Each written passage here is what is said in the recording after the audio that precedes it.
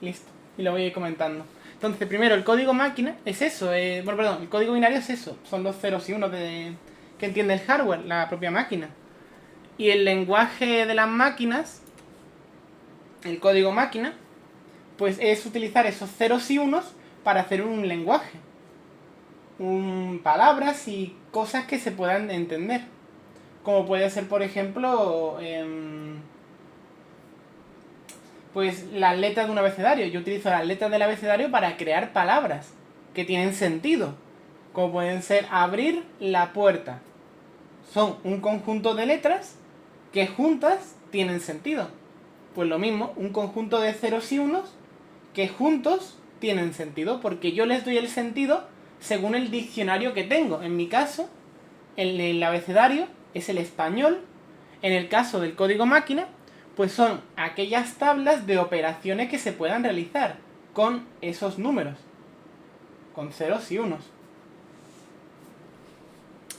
Entonces, los convenios para formalizar un lenguaje común es eso, conjunto de personas que se reúnen para determinar ese diccionario. En el español, por ejemplo, puede ser la RAE, que determina nuevas palabras, determina la gramática, el vocabulario, etcétera, etcétera. Mientras que en programación o en el código máquina o similar, pues son como grupos de personas que se reúnen para determinar cómo se puede definir un lenguaje de código de programación. Un lenguaje de programación, un código máquina o algo para poder acordar que ese grupo de ceros y unos, ese 011011 significa abrir, por ejemplo. La estructuración de bits en bytes, pues eso, lo mismo que dije el otro día. Un byte son 8 bits. Y cada bit es cada 0 o 1. Entonces cada bit es cada cifra y byte son 8 de esas cifras. De esos caracteres, de esos números. Y el sistema decimal hexadecimal, pues tenéis aquí una tablita a la derecha que podéis entender rápidamente las primeras cifras, ¿vale? De comparativa. Tenéis el sistema decimal, que es el que usamos siempre, que ahí tenéis sus valores correspondientes en binario, y a la derecha lo mismo, los valores correspondientes en hexadecimal. Como hexadecimal llega hasta 16, pues a partir del 9 no podemos poner 1, 0, porque esos son dos cifras. Utilizamos A, B, C, D, F, G. Perdón, G no. A, B, C, F. A, B, C, D, E, F. Perdón, que me he trastocado con el abecedario. Pero es así, ¿vale? Llega hasta la F y ese es el 15. Obviamente continúa, pero ya continuaría con dos cifras, al menos en el caso de hexadecimal. Y si os fijáis, es muy útil el hexadecimal, pues porque nos ayuda a agrupar 4 cifras binarias en una única cifra hexadecimal, porque son completas. 0000 es 0 y 1111 es F. Y entre todas esas hay un valor. Y así podemos agrupar 4 valores de binario en un valor hexadecimal. Y por eso cosas como esta, FF, son 4 unos y 4 unos.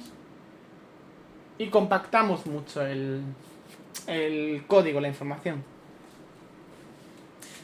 Aunque obviamente a nivel de hardware no va a aparecer F, va a aparecer el encendido o el apagado.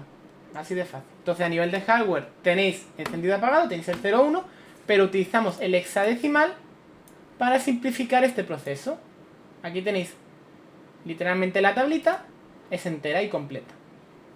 Y luego lo del código máquina Intel 8088 es un código máquina, en este caso para el procesador el Intel 8088, en el que, pues aquí veis unas pocas de operaciones y palabras que se utilizan en binario, ¿vale? En este caso no están en binario, están en hexadecimal, porque como dije, hexadecimal ayuda mucho a agrupar y a condensar la información, porque si no sería un montón de unos y ceros.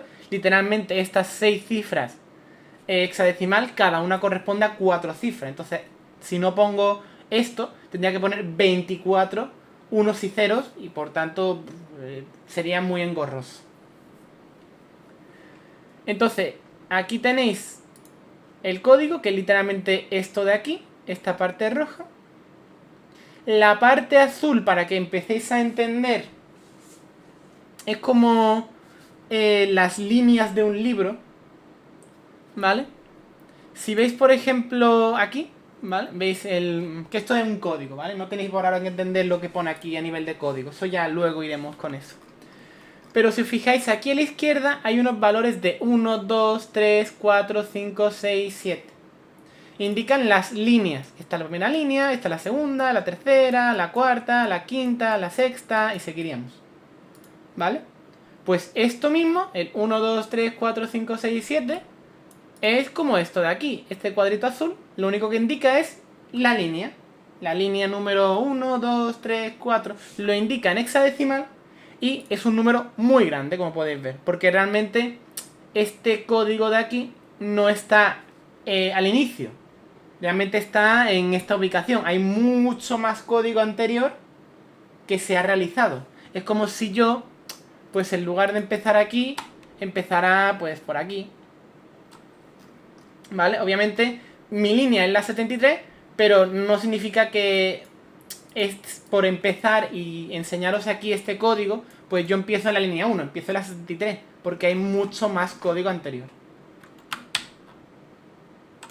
¿Vale? Pues más o menos lo mismo.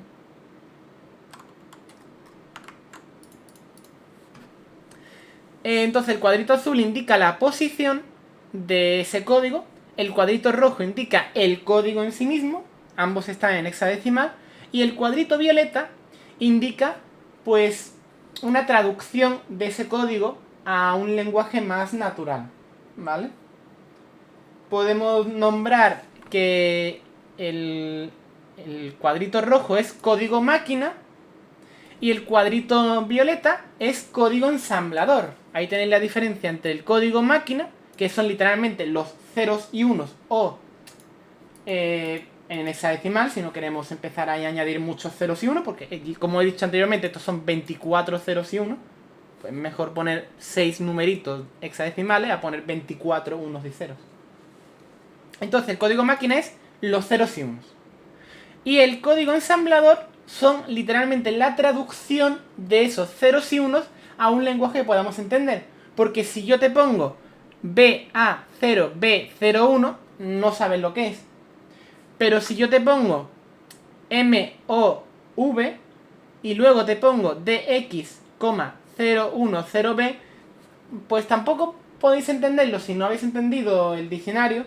Pero si leéis el diccionario de las instrucciones podéis empezar a intuir que esto es mover. ¿Vale? Move. Entonces, mover algo de un lugar a otro. Como mover una silla de un lugar a otro. Es una operación como el lenguaje natural.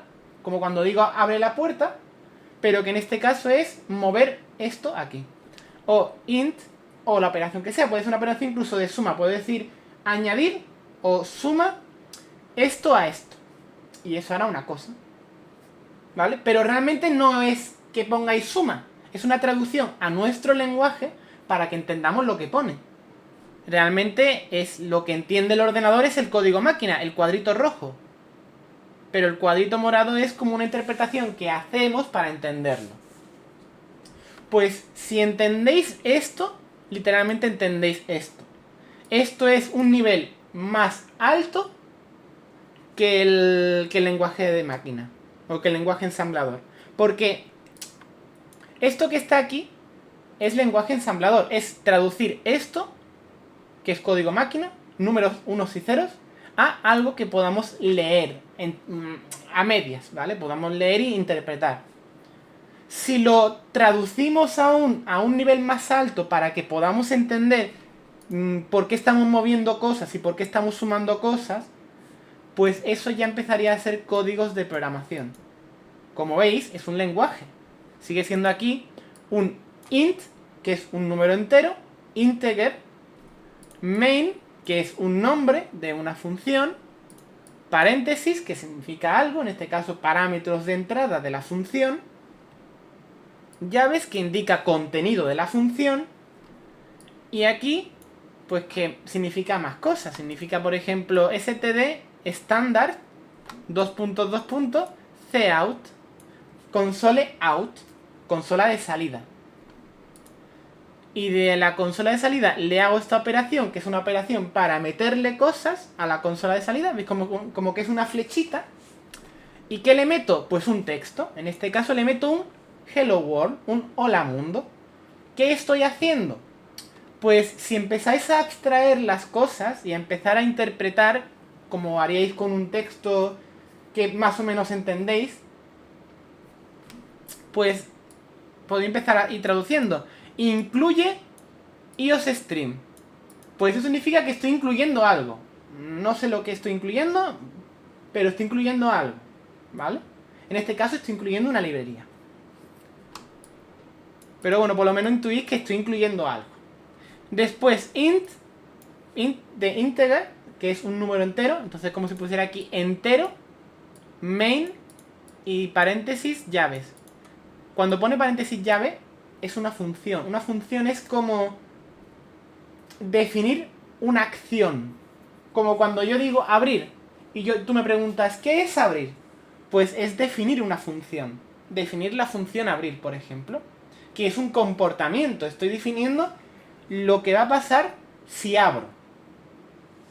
Pues eso es una función. Entonces, es como si yo pusiera aquí. No, void es que no devuelve nada, pero eso es quizás muy alto nivel por ahora para vosotros. Lo que tenéis que entender es que yo ahora mismo estoy construyendo una función. En este caso voy a poner void y voy a poner abrir. ¿Vale? Y ya está. Y así defino lo que es abrir. Literalmente digo abrir. Pero claro, abrir no es algo que tú me digas abre. Puede serlo. Puede ser algo que no necesite decir el qué. Pero normalmente necesito decir el que abro. Pues para eso pongo aquí la cosa que voy a abrir. ¿Vale? Podría poner aquí, pues que voy a abrir algo. Por ejemplo. Y así como paso parámetros. Los parámetros son valores que yo voy a adjuntar a la acción. Como he dicho, una función es una acción. Abrir. Pues, ¿qué voy a hacer en esa acción? Pues los parámetros, las cosas que yo le vaya a decir. Por ejemplo, escribe. ¿Qué escribo? Pues escribe el texto. O lo que te voy a decir.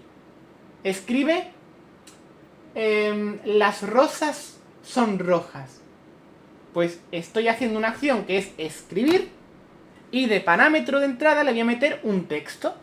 Que es literalmente las rosas son rojas. Entonces eso es literalmente lo que es definir una función. Y lo que es meterle el parámetro a una función.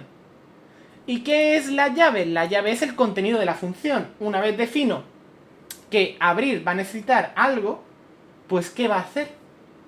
¿Qué va a hacer con ese algo? ¿Qué hago para abrir? Pues, por ejemplo, si es una puerta, ¿vale?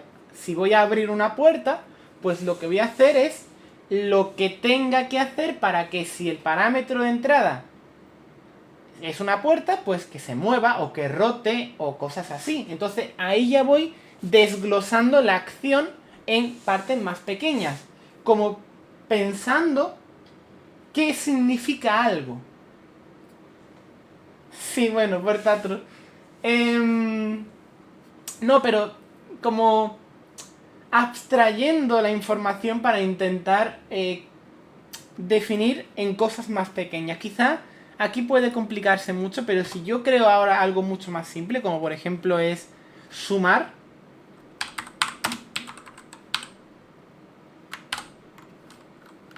Creo que se entenderá mejor, ¿vale? Entonces, esto de aquí que no lo he explicado antes es qué voy a devolver, ¿vale? Es decir, abrir, ¿vale? En el caso de abrir, no me hace falta devolver nada. En todo caso, puedo interpretar que la acción en sí misma solo afecta al parámetro de entrada. No voy a hacer nada más posteriormente. ¿Vale? Por eso lo he puesto como vacío. Void es vacío en inglés, ¿vale? Vacío significa pues que no devuelvo nada. en este caso en concreto, sumar tiene más sentido que devuelva algo, ¿vale? Quizá os esté complicando un poco con el tema de devolver, pero lo que tenéis que entender es que es la acción sumar si requiere que obtenga algo de ahí. Ok, Delta, cuídate mucho. Ya luego miras el vídeo y te enteras de esto. Entonces, en este caso, definamos, por ejemplo, esto, ¿vale? Sumar dos números. Entonces recibe dos parámetros. El parámetro A, que es un número entero, y el parámetro B, que es un número entero. Esto que está aquí son los tipos. Es básicamente ¿qué es una cosa? ¿Es una persona? ¿Es una casa? ¿Es un perro? ¿Es una carta? ¿Es un mueble? Pues eso. Entonces es un número. Un número entero. Un número entero es aquel que no tiene cifras decimales. Es decir, pues los clásicos, el 0, 1, 2, 3, 4, 5, 6, 7, 8, 9, 10, bla, bla, bla, bla. Incluyendo los negativos, ¿vale? Menos 1, menos 2, menos 3, menos 4, menos 5, etcétera, etcétera. Esos son números enteros. Entonces, yo estoy diciendo aquí que la acción sumar, es decir, la función sumar, requiere de dos cosas. Un número A y un número B. ¿Y qué va a hacer? Pues va a hacer aquí algo dentro, aquí va a hacer algo dentro que va a sumar ambas cosas. Pero aquí viene el punto clave. ¿Por qué necesito devolver algo? Porque yo hago esas dos cosas, pero ¿qué tiene más sentido? Hacerlas y... ¿vale? Súmame 5 más 3. Vale, ya lo he hecho. Pero ¿cuánto vale? ¿Sabes? Necesito que me digas algo. Necesito que me devuelvas algo. Es decir, yo te he pedido eso, ¿vale? Tú lo has hecho, tú lo has sumado, perfecto. Pero dime qué has hecho. Dime cuál es la solución. Porque te pido que me lo hagas, no para que lo hagas y ya está. Te pido que me sumes, no para que sumes y ya está. Te lo pido para que me digas cuánto vale, no para que lo hagas y ya está. Como abrir la puerta. Abrir la puerta te puedo decir, abre la puerta. Que ahí tú dices, vale, ya lo he hecho. Y no necesito nada más, porque, vale, ya lo has hecho. Muy bien. Perfecto. Quizá puedo devolver, es decir, quizá en la función de abrir la puerta,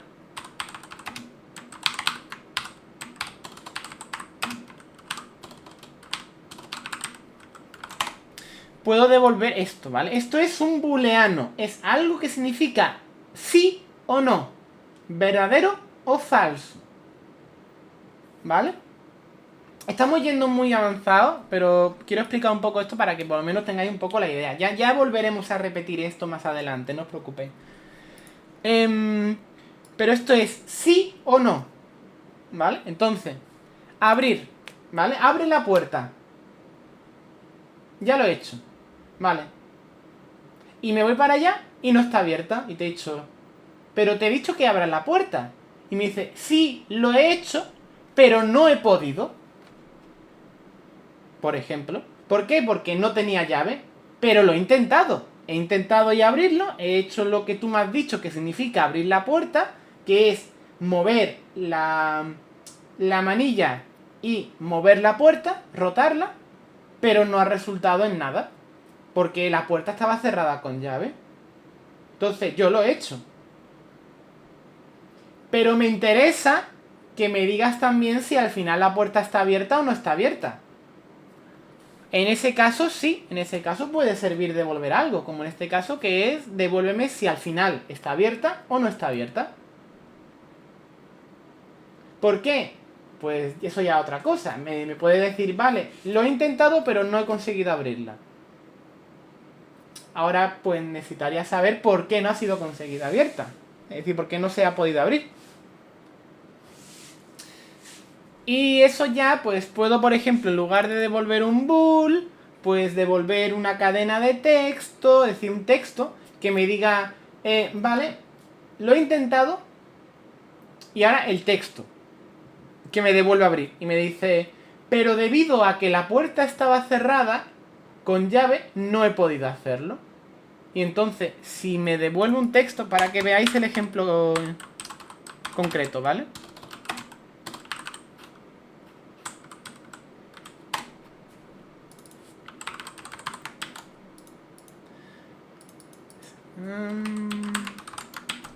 ¿Vale? Esto es cadena de texto. Esto es como poner literalmente esto de aquí, ¿vale? Hola mundo.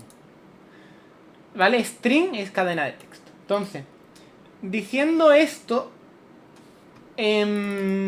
pues puedo, por ejemplo, pero yo os estoy poniendo ejemplos, pero tened en cuenta que todo estos ejemplos es todo lo que queráis. Puede ser realmente abrir, puede no ser abrir y ser, por ejemplo, sumar. Puede ser lo que queráis, porque vosotros definís el comportamiento aquí dentro. Pero yo os estoy poniendo ejemplos de qué podría hacer. En este caso, abrir la puerta en concreto, ¿vale? Pues si yo devuelvo un string, por ejemplo, si yo devuelvo un texto, por ejemplo, lo que podría hacer el código es decirme si se ha abierto o no, pero dándome una explicación, dándome por qué no ha podido ser abierta. No ha podido ser abierta porque no tenía la llave. Ha podido ser abierta, lo que pasa es que estaba rozando la puerta y me ha costado abrirla. Ha podido ser abierta correctamente sin ningún problema. Ha podido ser abierta pero ha saltado la alarma. Ha podido ser abierta pero no puedo cerrarla. Etcétera, etcétera. Y debido a eso, pues puedo, por ejemplo, devolver un string para que, aparte de hacer la acción de abrir, pueda dar más información. Pues lo mismo en sumar. Una cosa son los parámetros que requiere la función. En este caso, sumar requiere dos números, 5 y 3. Y otro caso es el parámetro que devuelve. Que en este caso es un número entero. ¿Por qué? Porque yo sumo 5 y 3 para que me devuelva 8. Entonces, ya no es solo súmame 5 y 3 y me dice, ya lo he hecho, sino que además me dice cuánto vale. Me dice, ya lo he hecho, es 8. Y me dice esto, 8, que es también un número entero. Y aquí dentro haré lo que tenga que hacer para que haga sumar. En este caso, pues simplemente esto. Return, ¿vale? Es devolver. Entonces, como la función debe devolver un número entero, pues en algún momento en la función, obviamente al final de la función, habrá que poner un return de lo que tiene que devolver. Entonces, return y lo que va a devolver, que en este caso va a devolver A más B. Y si empezáis a leer, la acción de sumar obtiene un número A y un número B, devuelve un número que es, ¿vale? Return, que el número que devuelve es A más B. Y ya está. Los puntos y coma es pues para separar líneas, ¿vale? Para decir que aquí he acabado la línea, que continúa otra línea, ¿vale? Pero por ahora no voy a entrar mucho en esto. Simplemente tenéis que entender pues que al final lo que estoy haciendo es leer, es interpretar, es leer como si fuera un libro, como si estuviera leyendo aquí algo. Pues lo mismo. Esto es código máquina, ceros y unos, que puedo entender, ¿vale? Yo podría entender lo que significa BA0, B01, pero es mucho más complicado porque no es tan intuitivo tener en mi cabeza lo que significa BA0, B1. Pero sí que puedo entender lo que significa mover de X a 0, 1, 0B. Es más fácil para mí entenderlo. ¿Vale? El código ensamblador. Y es aún más fácil para mí entender lo que significa sumar es una acción en la que vienen el número A y el número B y devuelve A más B. Entonces para mí es más fácil entender esto aún, porque literalmente es más intuitivo. Y incluso puede ser más fácil para mí utilizar casillas como en Unreal Engine o en Scratch, que van por casillitas que yo voy juntando, o incluso con Udon, ¿vale? De VRChat. Con Udon de VRChat también son casillitas que yo voy conectando entre ellas. Para mí me puede resultar más fácil porque puedo ver de forma intuitiva las líneas del código. Sí, Udon, el plugin de Unity para poder programar funcionalidades en mundos de VRChat. Entonces para mí puede ser más intuitivo leer eso. O incluso aún más intuitivo irme a una IA y decirle, por ejemplo, hazme un código que sume dos valores y devuelva el resultado. Literalmente esto es el mayor nivel de abstracción, porque estás programando algo escribiendo un texto, literalmente. Y la IA pues te podría hacer esto, ¿vale? Problemas, pues que a cuanto mayor nivel de abstracción del código base, mayor probabilidad de error, mayor probabilidad de que no resulte en algo deseado, mayor probabilidad de que no esté optimizado, etcétera, etcétera. ¿Vale? Pero el procedimiento, realmente a nivel teórico, el procedimiento de escribirle esto a ChatGPT y que te devuelva un código es muy parecido, no es exactamente igual, obviamente, pero es parecido a lo que podría hacer un intérprete o un compilador. ¿Vale? Al interpretar este texto y devolverte algo. La diferencia está en que la IA solamente te va a devolver un texto dado su base de datos en la que va a interpretar y va a decirte el resultado más probable de lo que deseas como respuesta, que en este caso es un texto que se parece a un código, que debería hacer lo que tú pides, aunque si os fijáis muchas veces no hace lo que hace.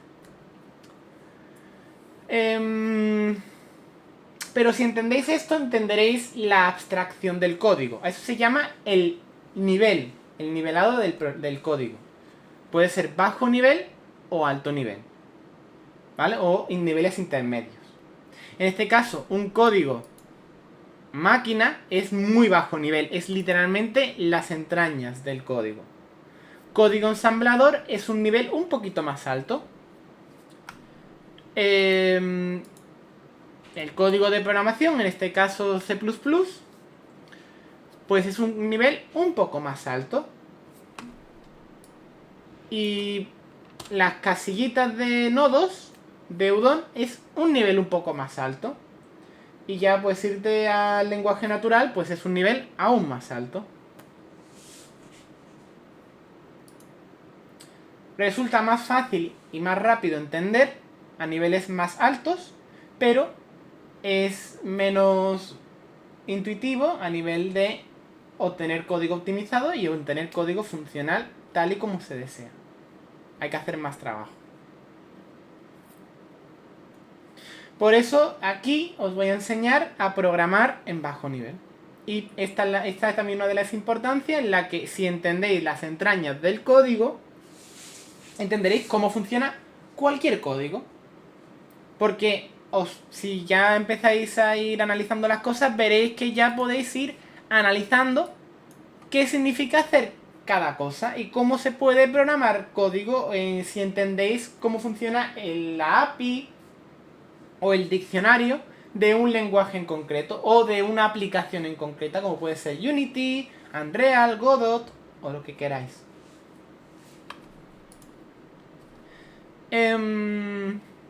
Pues eso, ¿vale?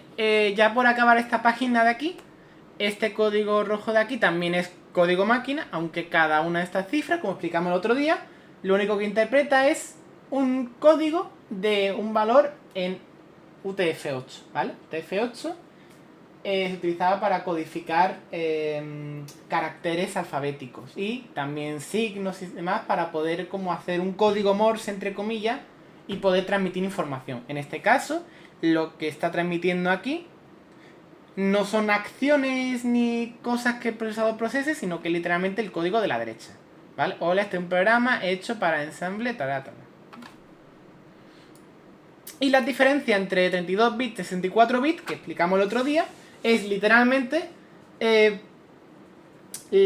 tamaño de las palabras que va procesando cada procesador en cada tick. Cada tick es cada momento que tiene el procesador para obtener una palabra de acción, ¿vale? Como las de arriba, como BA0, B01. Entonces, como máximo, en un sistema de 32 bits, puede obtener una palabra de 32 bits, ¿vale? Cada bit, como he dicho anteriormente, son los ceros y unos. Entonces, 32 ceros y unos. Un sistema de 64 bits puede obtener como máximo 64 bits. Quiere decir que puede obtener menos, ¿vale? En cada palabra, pero lo normal es que trabaje con palabras de 64 bits por cada tick. ¿Y cuántos tick tiene el procesador? Eso lo veis literalmente en los hercios del procesador, ¿vale? Cada ciclo del reloj del procesador, que es cada hercio, realizará la operación en cuestión. Entonces, si yo os pongo que un procesador tiene 3 GHz, pues si empezáis a hacer los cálculos, tiene 3.000 millones de operaciones, de acciones por segundo. Ya con eso podéis empezar a intuir si cada operación son 64 bits, que en este caso imaginemos que sí, porque el procesador tiene un sistema operativo de 64 bits y está trabajando en 64 bits, pues entonces podrá realizar 64, es decir, palabras de 64 bits, pues 3.000 millones de esas palabras por cada segundo.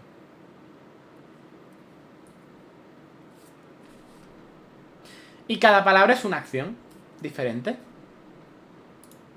Y aquí tenéis pues un sistema muy básico de lo que podría ser un ordenador, que es el procesador por un lado y memorias. Y de las memorias obtiene las operaciones a realizar. Va leyendo la memoria como si fuera un libro. Primera página, ta. Segunda página, ta. Tercera página, ta. Cuarta página, ta. Y va leyendo y va haciendo operaciones. Cada operación que va a hacer resultará en una acción que puede ser sumar, restar, multiplicar, mover, saltar, o saltar de página, o avanzar a la página siguiente, o retroceder a la página anterior, o modificar un valor de una página, escribir en el libro, en la página tal, casa, y después seguir leyendo por donde iba. Y cuando leo de nuevo casa, entiendo que esa casa es algo que tengo que abrir. Entonces busco y sigo leyendo y encuentro ahora abrir puerta de la casa. Y como yo en otra operación escribí casa en esa página, pues entiendo que tengo que abrir la puerta de esa casa. Y yo sigo leyendo y me encuentro una operación que dice escribe espagueti en la página 38. Y yo sigo avanzando. Es decir, lo hago, ¿vale? Escribo en la página 38 espagueti, me vuelvo para atrás, sigo leyendo el libro y llego a la página 38 en la que pone cocinar y ponía un espacio en blanco, pero ahora ese espacio está rellenado con espagueti. Y a continuación pone intentar no tardar mucho. Entonces yo leo esa operación y voy a prepararme para cocinar espaguetis en cuestión.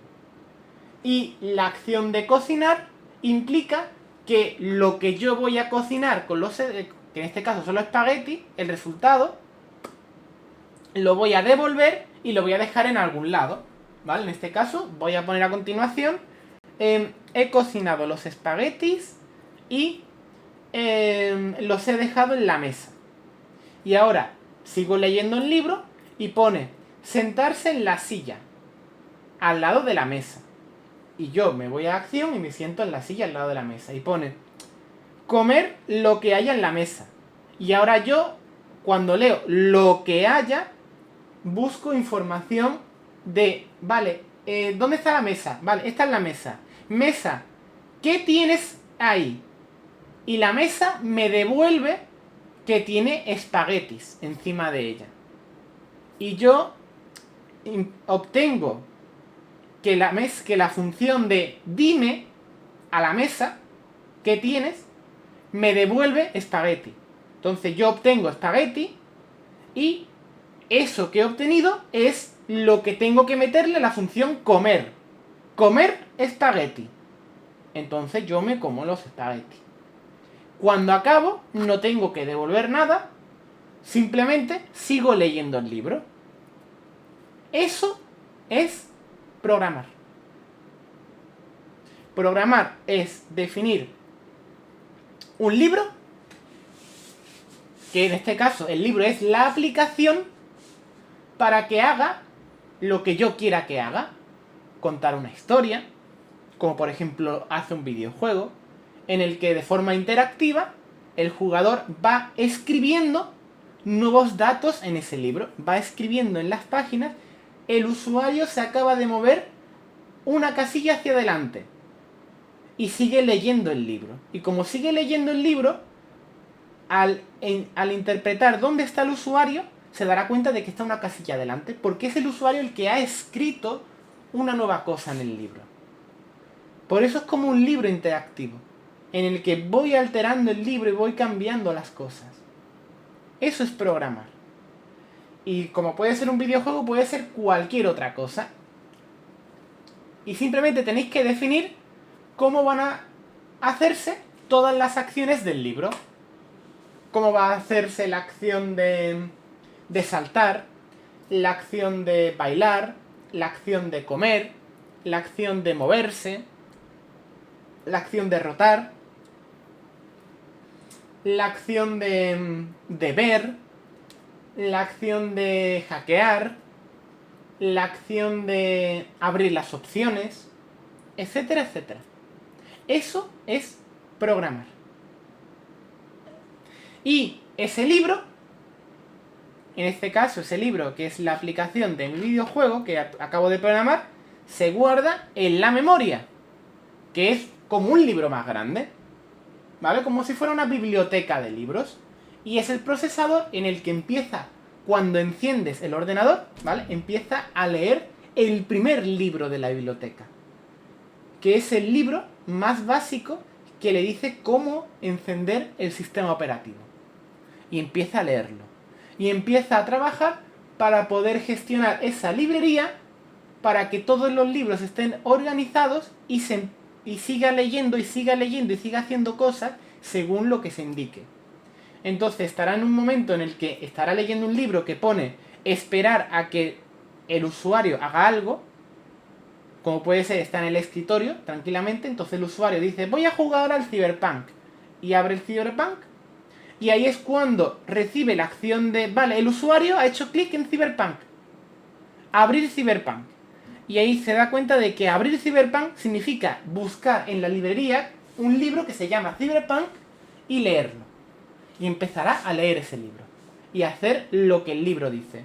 Como es abrir una ventana en la que empezarán a ver colorines por todas partes, que empezarán a cambiarse los píxeles de la pantalla, se comunicará la CPU con otro procesador llamado la gráfica, que es un procesador gráfico, para decirle que, oye mira, es que en este libro me dice que tengo que poner como un vídeo al inicio del juego Y después tengo que poner estos objetos 3D que se pongan de forma visual en la pantalla. ¿Puedes hacerlo por mí?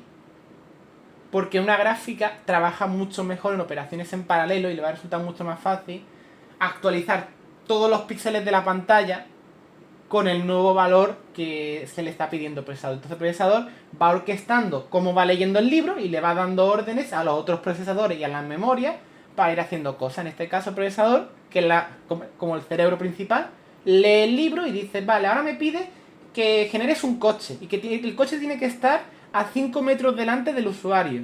¿Puedes generarme el coche para que en la pantalla se vea el coche en esa ubicación y se vea bien como modelado 3D?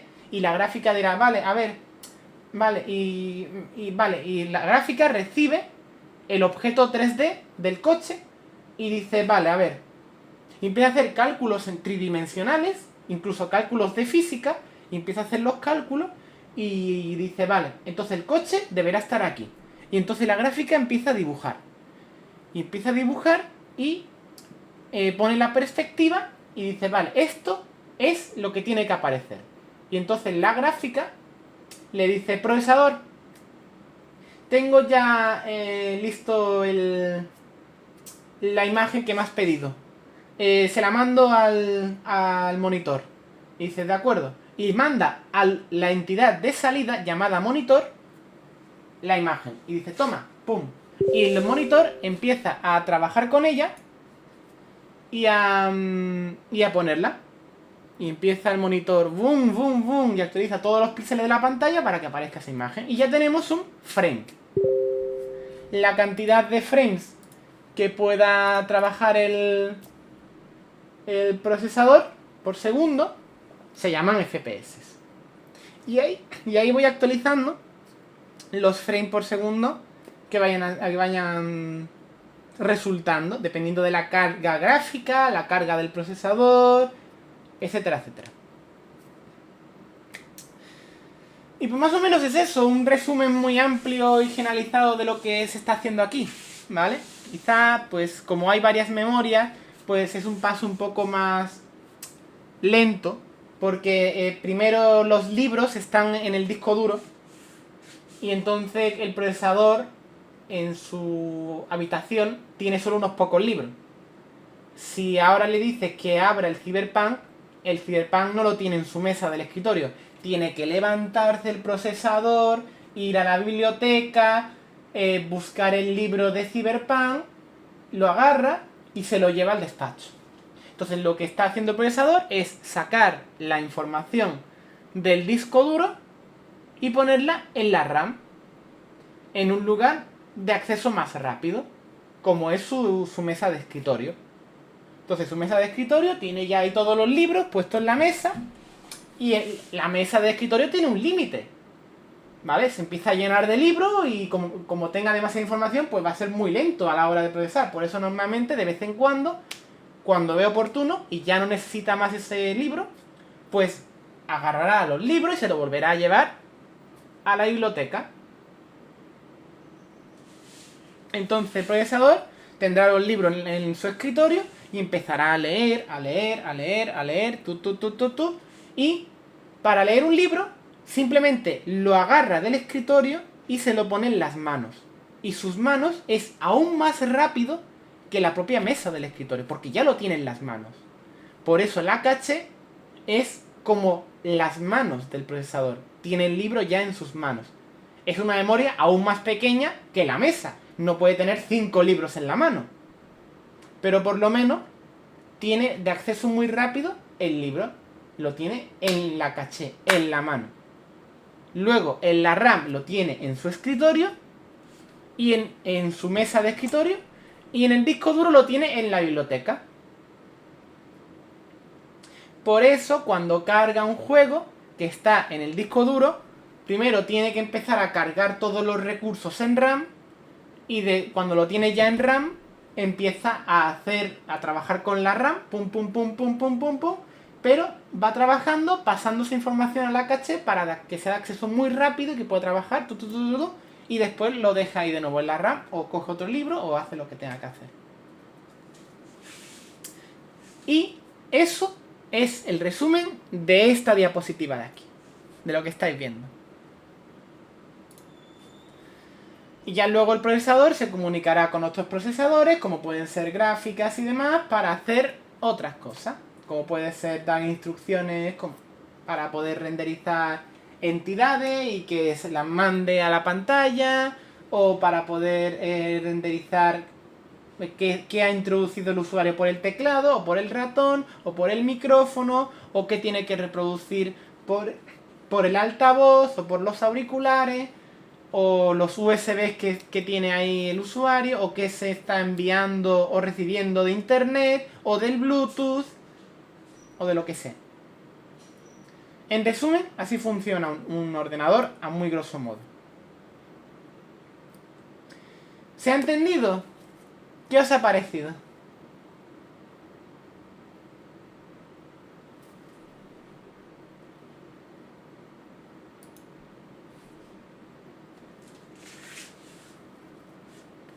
Y ya más o menos podéis ir concatenando cosas que hemos ido diciendo. Al igual que os he ido diciendo en las clases anteriores, pues que el código máquina son esos ceros y unos, que al final es como si yo dijera abrir la puerta. Que realmente el ordenador entiende 01011011, 01101110. Que es lo mismo que yo le estoy diciendo, abre la puerta, pero es para que lo entienda la máquina.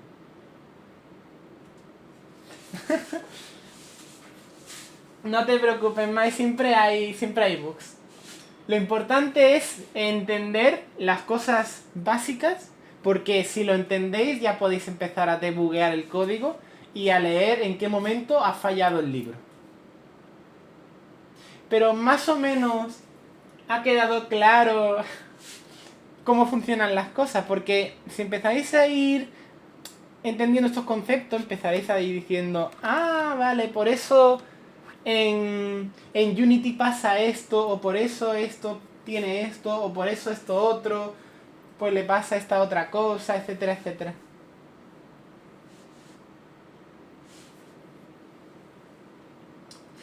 Y bueno, si queréis hacer una analogía, pues el procesador, la fuente de alimentación es como la alimentación del procesador, es como su comida. Si no come, se muere, es como no tiene energía para poder trabajar.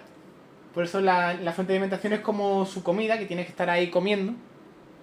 La gráfica es como otro procesador al que le va dando órdenes, porque el que lidera es el procesador.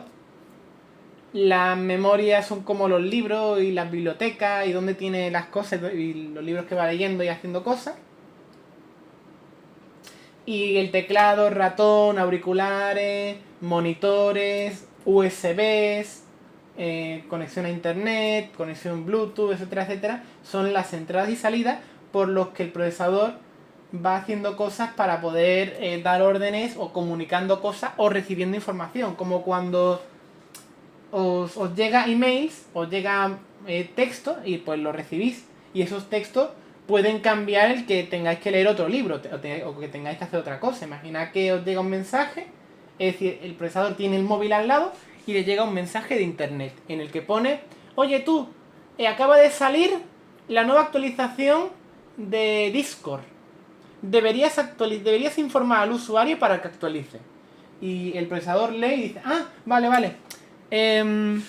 Y manda una orden que dice, quiero que notifiques a la gráfica de que renderice una pantalla de una ventana en la que aparezca una notificación para el usuario de sí o no, si actualizar Discord o no.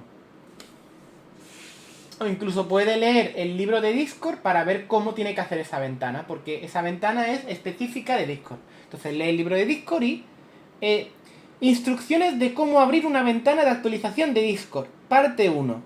Y va leyendo el procesador. Tienes que abrir una ventana del tamaño 640 por 400 píxeles en las que hayan dos opciones, tienen que estar en estos colores, con esta tipografía, con las opciones de cierre, bla bla bla bla bla bla bla. Vale, ya lo he leído. Gráfica, tienes que hacer esto. Monitor, tienes que hacer esto cuando la gráfica lo procese. Teclado y ratón, cuando el usuario le dé clic, me notificáis. Y ya está, y el procesador sigue leyendo. Todo eso obviamente lo hace a una velocidad rapidísima, porque como he dicho, el procesador hace 3.000 millones, bueno, depende de los gigahercios que tenga, pero si tienes 3 gigahercios, pues 3.000 millones de operaciones por cada segundo. Y pues bueno, espero que os haya gustado la explicación.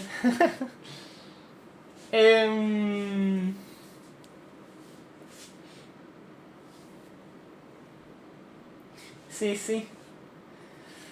Pues bueno, voy cerrando el vídeo y ahora os comento.